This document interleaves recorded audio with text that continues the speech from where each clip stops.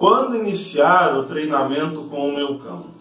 Essa é uma pergunta que ainda gera dúvidas e é uma pergunta que gera respostas muitas vezes equivocadas por parte de grande parte dos veterinários. Infelizmente, ainda se perdura a ideia de que adestramento de cães se faz a partir do período da imunidade vacinal. Então, após os 4, 5 meses que o cão já tomou todas as vacinas, ou se faz após os 8 meses de idade.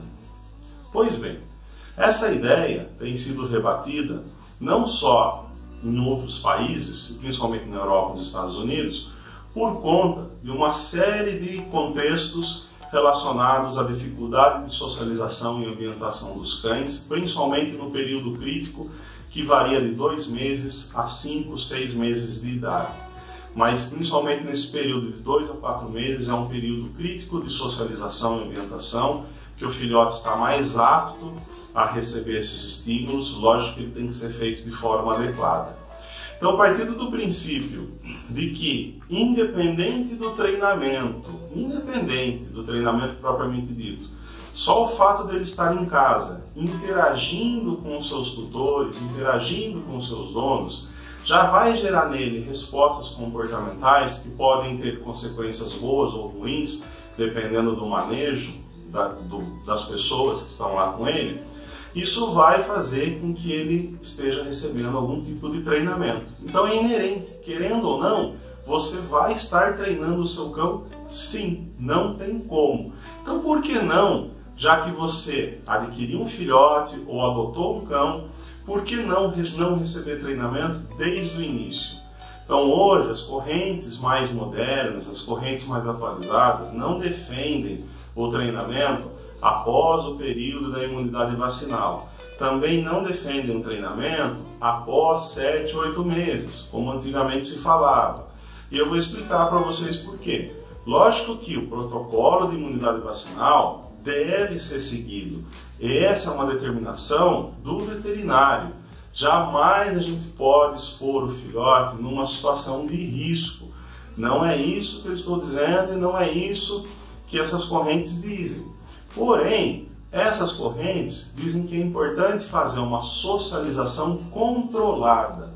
Nada impede de você colocar esse cão numa caixa de transporte ou colocar esse cão no seu colo e expor ele de forma gradativa, gradual, a estímulos externos, dos quais ele vai conviver a vida toda, mas que agora, sob controle seu, sem ter contato com o chão, sem ter contato com outros cães, sua mão limpa, sem outras pessoas passarem a mão nele, ele vai poder estar visualizando uma avenida com movimento de ônibus, movimento de carro, de moto, de pessoas. E no mercado municipal tem várias pessoas, num shopping, levar num carrinho, levar numa caixa de transporte. E assim ele começar a ter contato com o mundo externo, sem antes mesmo de colocar o peitoral, o material para que ele saia passear.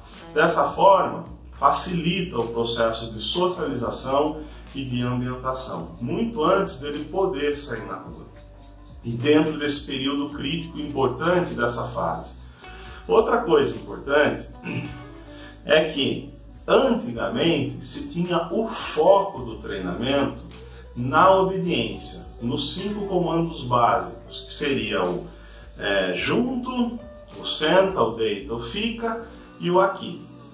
Então, como o treinamento era focado especificamente nesses 5 comandos básicos, esperava-se o filhote chegar numa idade maior para que ele suportasse um treino com um pouco mais de cobrança. E a base não tinha a base como se tem hoje que se faz. A base era muito mais atrelado a uma guia, a um colar.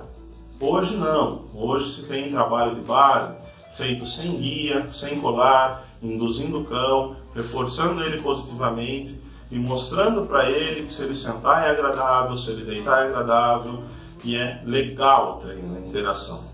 Então hoje o treino se diversificou, hoje o entendimento aumentou, se ampliou e hoje você pode e deve treinar sim o filhote desde que ele chega na sua casa. Agora, quando a gente fala de treinamento, ele não se reduz também somente aos 5 comandos básicos. Isso que é importante o pessoal saber. Antigamente, como eu falei, estava atrelado a esses 5 comandos básicos. Só que hoje é o cão pular no sofá ou pular sob permissão, é fazer as necessidades no local certo, é o manejo alimentar com o horário certo, é enriquecimento ambiental, é o passeio sem ansiedade. Então, desde pequeno, associa-se os materiais que ele vai usar para poder sair na rua, para que ele saia com menor ansiedade. Assim, nós não temos um cão adulto ansioso na hora de sair, que a ansiedade gera uma série de outros problemas comportamentais junto com ela. Então, o manejo na clínica veterinária. Então, quando eu vou atender um filhote, eu brinco, né? Eu falo mesmo para os tutores que diz respeito, eu vendo para eles um pacote filhote.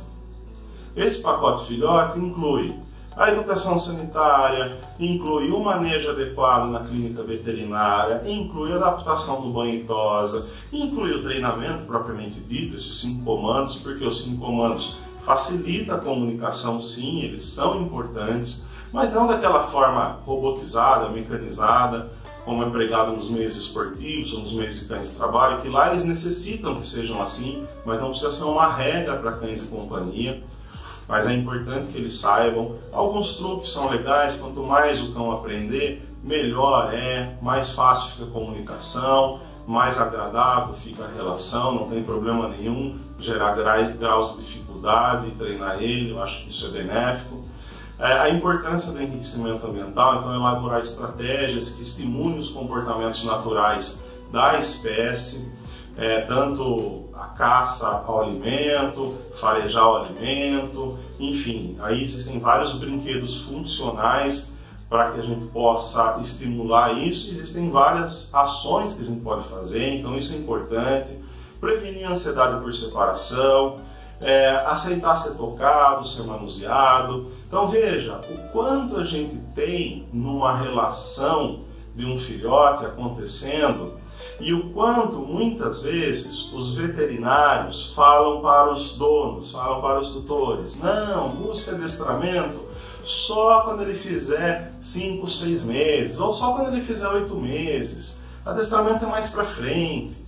E na verdade acabam sem saber, né, porque ignoram do assunto de comportamento, na sua grande maioria, sem saber, eles acabam prestando um desfavor para aquele dono, para aquele tutor, que vai gerar uma série de conflitos nesses 6, 7 meses, conflitos de comunicação, conflitos de leitura. Então, outra coisa super importante no treinamento do filhote, a leitura do cão, tá? Então, ler os sinais de estresse, ler os sinais de conflito, saber que um rosnado não é uma coisa muito legal no filhote, dependendo do contexto. Então, precisa-se ter essa avaliação, precisa-se ter essa leitura. A gente precisa conhecer o nosso cão. E nada melhor que contratar um profissional desde cedo. Chegou com 2 meses. Opa, já vamos treinar, né? Desde cedo, para que ele possa orientar vocês. Isso é de extrema importância.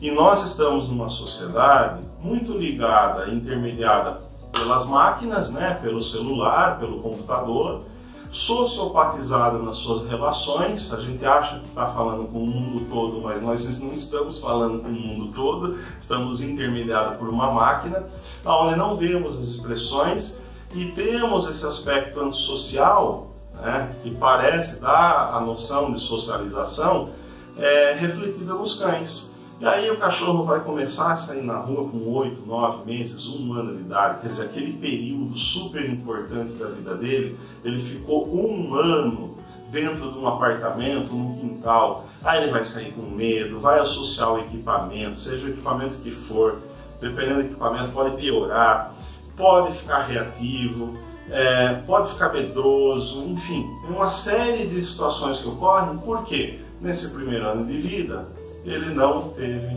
a orientação e a socialização adequada. Aí leva-se um tempo muito maior para trabalhar essas questões. Então, pessoal, é super importante. Ó, regrinha. Adquirir um cão, não importa se comprou ou adotou, socializa, ambienta, leve em vários ambientes, treina ele, tá? Estipula as regras da casa, não é para dizer quem é que manda, não tem nada a ver com essa questão de eu mando aqui, tem a ver com questão de convívio. Então quais vão ser as regras da casa?